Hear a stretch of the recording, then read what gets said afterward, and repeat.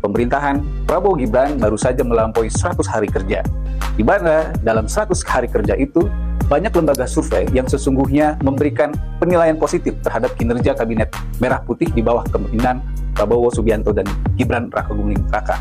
Ambil contoh misalnya, lembaga survei Litbang Kompas memberikan angka 80,9% untuk tingkat kepuasan terhadap Kabinet Prabowo Gibran. Alih-alih Presiden Prabowo mengapresiasi kinerja para menterinya, mengucapkan terima kasihnya, dalam momen harlah itu Presiden Prabowo justru melontarkan pernyataan yang rasa-rasanya kode keras bahwa akan melakukan reshuffle kabinet.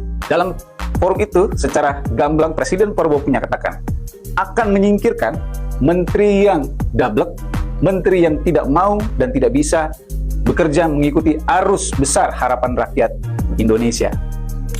Pertanyaannya adalah, kenapa Presiden Prabowo mengungkapkan hal demikian di tengah approval rate yang begitu tinggi? Tentu saja Presiden Prabowo sepertinya tidak mabuk dengan approval rating yang dihasilkan oleh para lembaga survei. Presiden Prabowo sepertinya memiliki raport kinerjanya sendiri kepada bawahannya, para menterinya. Karena menurut opsi Lampung Pos, rasanya kecil sekali jika Presiden Prabowo mengungkapkan hal itu hanya sebagai gimmick dalam berpidato di depan publik. Paling tidak, opsi yang sedikit lebih memungkinkan adalah memang sudah ada beberapa menteri yang bekerja di luar barisan. Dan opsi ketiga, dan ini mungkin opsi yang paling besar adalah memang sudah ada menteri yang berperilaku dablek seperti yang disampaikan oleh Presiden Prabowo. Tentu saja, Presiden Prabowo lebih mengetahui kinerja dari kabinet yang ia pimpin. Dan sebagai leader, Presiden Prabowo tentu tidak ingin approval rating yang begitu besar dicapai dalam 100 hari, tiba-tiba anjlok akibat ulah dari beberapa menteri-menterinya.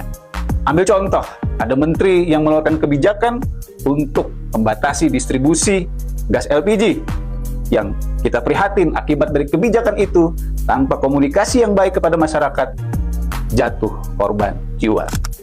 Opsi Lampung Pos menganggap bahwa Presiden Prabowo memang sudah semestinya untuk mengevaluasi kabinetnya dan melakukan reshuffle secepat mungkin agar harapan yang tinggi oleh masyarakat itu bisa dijawab sepenuhnya oleh Kabinet Merah Putih.